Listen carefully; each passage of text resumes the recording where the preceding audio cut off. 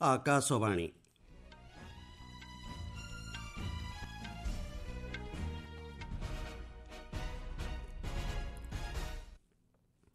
संवाद पढ़ुचंती महेंद्र कुमार माझी। मुख्य संवाद गुरु नानक आदर्श एवं मूल्यबोध समस्त को प्रेरणा जोगाइब कहिले राष्ट्रपति। बिहार प्रथम पर्याय विधानसभा निर्वाचन लगी शेष है प्रचार कार्य। आसंता गुरुवार रे 18टी जिल्लार 121टी आसन पर हेब मतग्रहण। 9टी राज्य और 3टी केन्द्रशासित अंचल में आज आरंभ है द्वितीय पर्याय स्वतंत्र भोटर तालिका संशोधन अभियान। छत्तीसगढ़ को आसंता काली दिनिकिया गस्तरे जिबे उपराष्ट्रपति एवं नुआदिल्ली रे आसंता काली चतुर्थ पर्याय डिजिटाल जीवन प्रमाणपत्र अभियानर शुभारंभ करेंगे साधारण अभियोग और पेंशन राष्ट्रमंत्री। राष्ट्रपति द्रौपदी मुर्मू गुरु नानक जयंतीर अव्यवहित पूर्व गुरु नानक देवଙ୍କ अनुगामी मानकु अभिवादन जणाइछन्ते।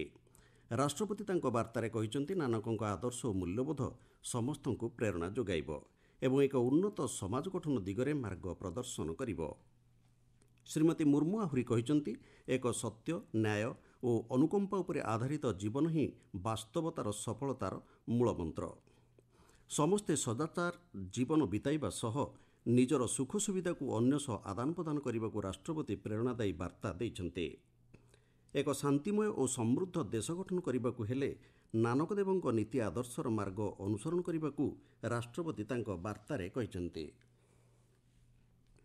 बिहार रे प्रथम पर्याय विधानसभा निर्वाचन लगी प्रचार कार्य आज शेष होईछि। आसंता गुरुवार एही पर्याय 18टी जिल्लार 121टी आसन पर मतग्रहण कराजिब। एही पर्याय मोट 1314 जन प्रार्थींकर राजनैतिक भाग्य 3,75,00,000 अधिक मतदाता निर्णय करिवे। आज शेष दिवस रे विभिन्न राजनैतिक दल एवं प्रार्थी पक्षर प्रचार कार्य को अत्यंत जोरदार करा जायथिला। विभिन्न स्थान रे रैली और समावेश मान आयोजन करा जायथिला एवं एथिरे विभिन्न राजनैतिक दलर स्टार प्रचारक एवं प्रार्थी सपक्षवादी नेता भोटर को आकृष्ट करने उद्यम करथिले।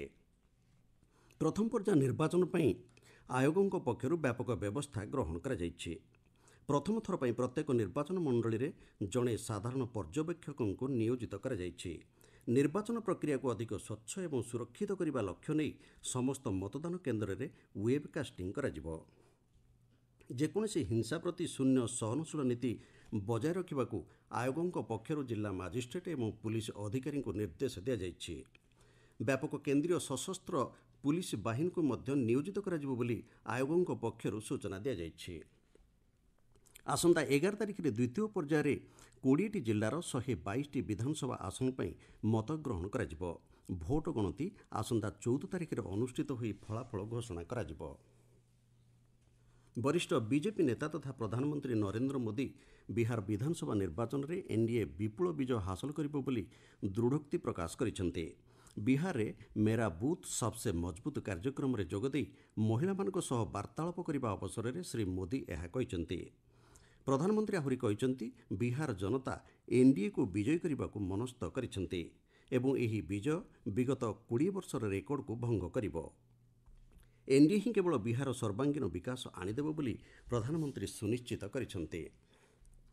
जातीय मानवाधिकार कमिशन एनएचआरसी कर्णाटकर मुख्य शासन सचिव और पुलिस महानिर्देशकों को नोटिस जारी करिछि। मस्तिष्काघात मृत्युवरण करथिबा जनैक बालिकार बापा पाखरु बेंगालुरु आम्बुलांस ड्राइवर पुलिस अंत्येष्टि संस्कार कर्मी एवं अन्य केतेक अधिकारी जोर जबरदस्त लांच नैथिबार अभियोग गणमाध्यम रे प्रकाश पाइथिला।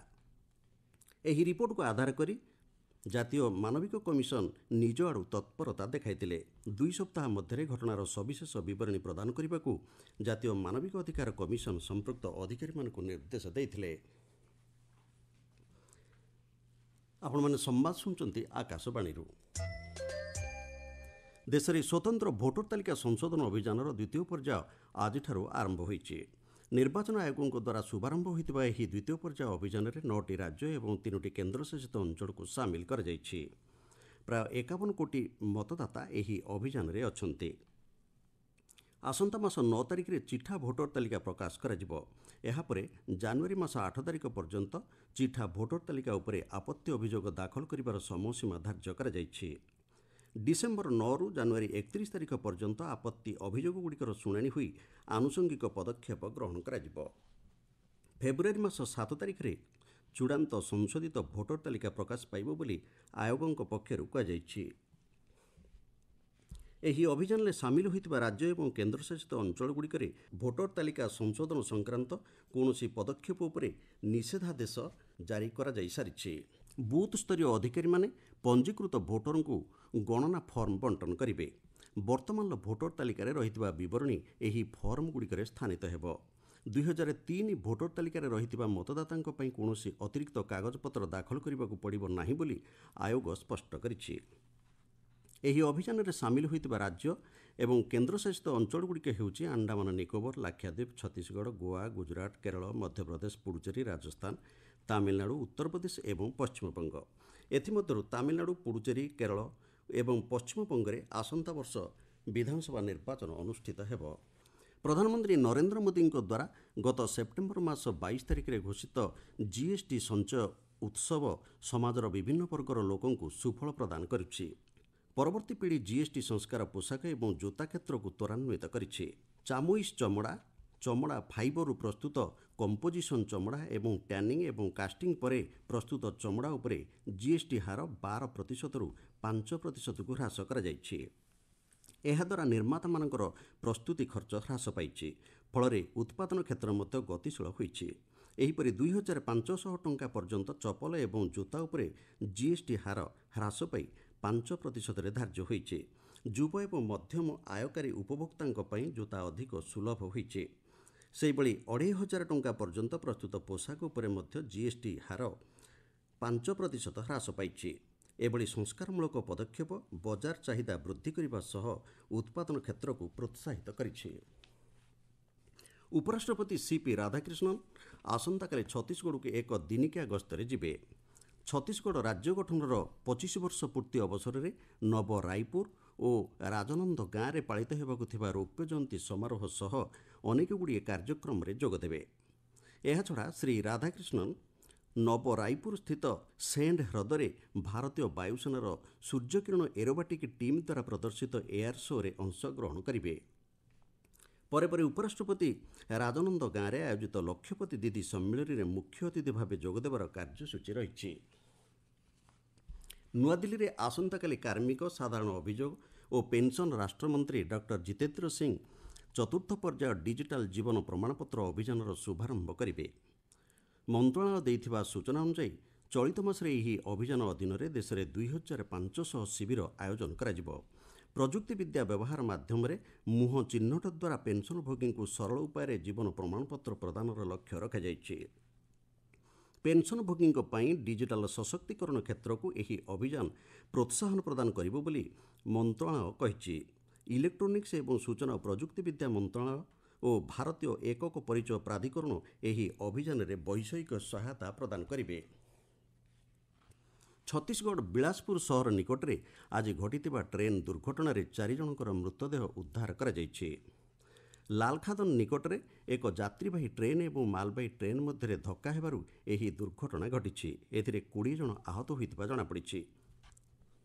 ଆଇସିସି ମହିଳା ଦିନିକିଆ ବିଶ୍ୱକପ୍ କ୍ରିକେଟ୍ ପ୍ରତିଯୋଗିତା ସମାପ୍ତ ହେବା ପରେ ଆଇସିସି ପକ୍ଷରୁ ମହିଳା କ୍ରିକେଟ୍ ବିଶ୍ୱକପ୍ ଦଳ ଘୋଷଣା କରାଯାଇଛି। ଏଥିରେ 3 ଜଣ ଭାରତୀୟ ଖେଳାଳି ସାମିଲ ହୋଇଛନ୍ତି। ସେମାନେ ହେଲେ ସ୍ମୃତି ମନ୍ଧାନା, ଜେମିମା ରୋଡ୍ରିଗିସ୍ ଏବଂ ଦୀପ୍ତି ଶର୍ମା। ଚଳିତ ଥର ଫାଇନାଲ୍ ମ୍ୟାଚ୍ରେ ଦକ୍ଷିଣ ଆଫ୍ରିକାକୁ ପରାସ୍ତ କରି ଭାରତ ଆଇସିସି ମହିଳା ବିଶ୍ୱକପ୍ ଦିନିକିଆ ଟାଇଟଲ୍ ହାସଲ କରିଛି। ସମ୍ବାଦ ଶେଷ ହେବା ପୂର୍ବରୁ ମୁଖ୍ୟ ସମ୍ବାଦ ପୁଣି ଥରେ। ଗୁରୁ ନାନକଙ୍କ ଆଦର୍ଶ ଏବଂ ମୂଲ୍ୟବୋଧ ସମସ୍ତଙ୍କୁ ପ୍ରେରଣା ଯୋଗାଇବ, କହିଲେ ରାଷ୍ଟ୍ରପତି। ବିହାର ପ୍ରଥମ ପର୍ଯ୍ୟାୟ ବିଧାନସଭା ନିର୍ବାଚନ ଲାଗି ଶେଷ ହେଲା ପ୍ରଚାର କାର୍ଯ୍ୟ। ଆସନ୍ତା ଗୁରୁବାରରେ 18ଟି ଜିଲ୍ଲାର 121ଟି ଆସନ ପାଇଁ ହେବ ମତଗ୍ରହଣ। 9ଟି ରାଜ୍ୟ ଏବଂ 3ଟି କେନ୍ଦ୍ରଶାସିତ ଅଞ୍ଚଳରେ ଆଜିଠାରୁ ଆରମ୍ଭ ହେଲା ଦ୍ୱିତୀୟ ପର୍ଯ୍ୟାୟ ସ୍ୱତନ୍ତ୍ର ଭୋଟର ତାଲିକା ସଂଶୋଧନ ଅଭିଯାନ। ଛତିଶଗଡ଼କୁ ଆସନ୍ତାକାଲି ଦିନିକିଆ ଗସ୍ତରେ ଯିବେ ଉପରାଷ୍ଟ୍ରପତି ଏବଂ ନୂଆଦିଲ୍ଲୀରେ ଆସନ୍ତାକାଲି ଚତୁର୍ଥ ପର୍ଯ୍ୟାୟ ଡିଜିଟାଲ ଜୀବନ ପ୍ରମାଣପତ୍ର ଅଭିଯାନର ଶୁଭାରମ୍ଭ କରିବେ ସାଧାରଣ ଅଭିଯୋଗ ଓ ପେନ୍ସନ୍ ରାଷ୍ଟ୍ରମନ୍ତ୍ରୀ। ସମ୍ବାଦ ଶେଷ ହେଲା।